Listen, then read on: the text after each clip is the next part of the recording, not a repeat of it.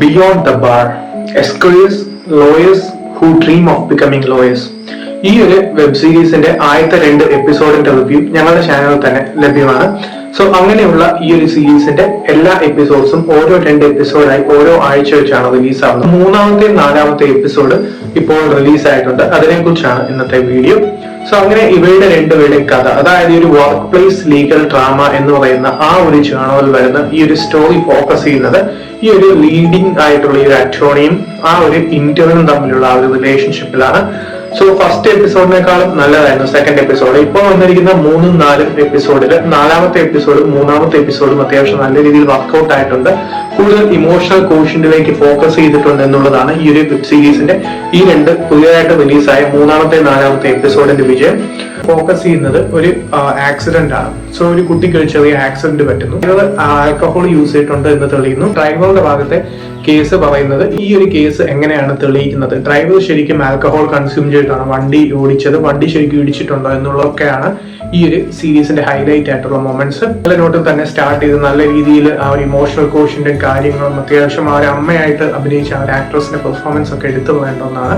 So അതിന്റെ കൂടെ തന്നെ ആസ് ഓൾവേസ് ഈ ഒരു ലീ ജുൻ വോക്കിന്റെ പെർഫോമൻസ് വളരെ മെച്യൂർഡ് ആയിട്ടുള്ള ആ ഒരു ക്യാരക്ടർ, വളരെ സ്ട്രിക്റ്റ് ആയിട്ടുള്ള ആ ഒരു രീതിയിലുള്ള പേഴ്സണൽ ലൈഫ് ആണെങ്കിലും പ്രൊഫഷണൽ ലൈഫ് ആണെങ്കിലും എല്ലാം തന്നെ ബാലൻസ് ചെയ്തിട്ടുള്ള പെർഫോമൻസ് ആയിരുന്നു ഇവിടെയും കാഴ്ചവെച്ചിരിക്കുന്നത്. ഇന്റേൺ ആയിട്ട് വരുന്ന ഈ ഒരു ക്യാരക്ടറിന്റെയും കുറെ ഇമോഷണൽ സൈഡ് ഇവിടെ ഫോക്കസ് ചെയ്യുന്നുണ്ട്. അതും അത്യാവശ്യം നല്ല രീതിയിലാണ് പെർഫോമൻസിൽ കൂടി വന്നിരിക്കുന്നത്. അതാണ് ഈ എപ്പിസോഡിന്റെ ഹൈലൈറ്റ്. 4-ാമത്തെ എപ്പിസോഡിലോട്ട് വരുമ്പോൾ ഈ ഒരു ഇമോഷണൽ കോഷ്യന്റ്, അതായത് കൂടുതലും ഈ ഒരു ലീ ജുൻ വോക്ക് ചെയ്യുന്ന ഈ ഒരു ലീഡിംഗ് അറ്റോർണിയുടെ ക്യാരക്ടർ വളരെയധികം ആ ഒരു ഇമോഷണൽ കോഷ്യന്റും കാര്യങ്ങളൊക്കെ എങ്ങനെയാണെന്നാണ് കൂടുതലും ഫോക്കസ് ചെയ്യുന്നത്. സോ ഒരു ഹൗസ് കീപ്പർ ഒരു വലിയ പൊസിഷനിലിരിക്കുന്ന ഒരാൾക്കെതിരെ ഒരു കേസ് കൊടുക്കുന്നു. ആ കേസ് എന്താന്ന് വെച്ചാൽ ഹൈ പ്രൊഫൈലുള്ള ഒരു ക്യാരക്ടറാണ് ഇതിൽ വന്നിരിക്കുന്നത്, ഒരു മെയിൻ ക്യാരക്ടർ എന്ന് പറയുന്നത്. സോ ആ ഒരു ക്യാരക്ടർ സ്വന്തം മകളെ ഒത്തിരി ഉപദ്രവിക്കുന്നു. അത് ഹൗസ് കീപ്പർ റിപ്പോർട്ട് ചെയ്യുന്നു.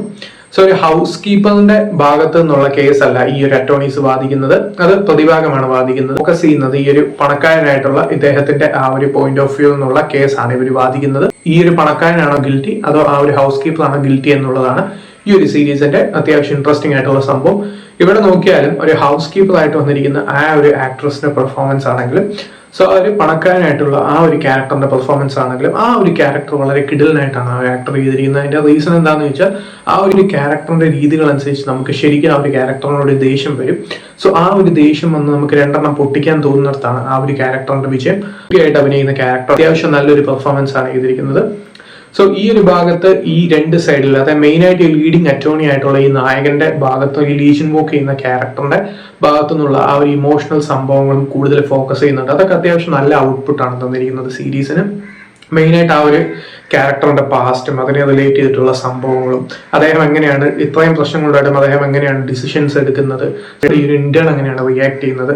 സോ ആ ഒരു രീതിയിൽ ഇവയുടെ എൻ്റെ ഒരു emotional side, emotional quotient focus ചെയ്ത് വളരെ നല്ലൊരു ഔട്ട്പുട്ട് നൽകുന്ന എപ്പിസോഡ്സ് ആണ് 3-4 എപ്പിസോഡ്. പണക്കാരനായിട്ടുള്ള ഈ ഒരു ക്യാരക്ടറിന്റെ പെർഫോമൻസ് ആണെങ്കിലും, പിന്നെ 3-ാമത്തെ എപ്പിസോഡിലേക്ക് വരികയാണെങ്കിൽ ഈ ഒരു അമ്മയുടെ ക്യാരക്ടറിന്റെ പെർഫോമൻസ് ആണെങ്കിലും എല്ലാം തന്നെ അത്യാവശ്യം നല്ല രീതിയിൽ വർക്ക്ഔട്ട് ആയിട്ടുണ്ട്. സോ ഒരു ഡയറക്ഷൻ വൈസ് ആണെങ്കിലും സ്ക്രിപ്റ്റ് വൈസ് ആണെങ്കിലും ആ ഒരു നമ്മളെ ഇൻട്രസ്റ്റിംഗ് ആയിട്ട് എൻഗേജിംഗ് ആയിട്ട് വെക്കുന്ന സംഭവങ്ങളാണെങ്കിലും നല്ല ഡയലോഗ്സ് ഉണ്ട്. ഇപ്പോൾ ഈ ഒരു മെയിലിൽ എടുത്ത് വേണം 3-ാമത്തെ എപ്പിസോഡ് തീരുമ്പോഴുള്ള ഈ ഒരു 2 ക്യാരക്ടേഴ്സ് തമ്മിൽ ഒരു കോഫി കുടിക്കുന്ന ഒരു സീക്വൻസ് ഉണ്ട്. ആ ഒരു സീക്വൻസ് വരുന്ന ഡയലോഗ്സ് ആണെങ്കിലും എല്ലാം തന്നെ അത്യാവശ്യം നല്ല രീതിയിൽ വർക്ക്ഔട്ട് ആയിട്ടുണ്ട്.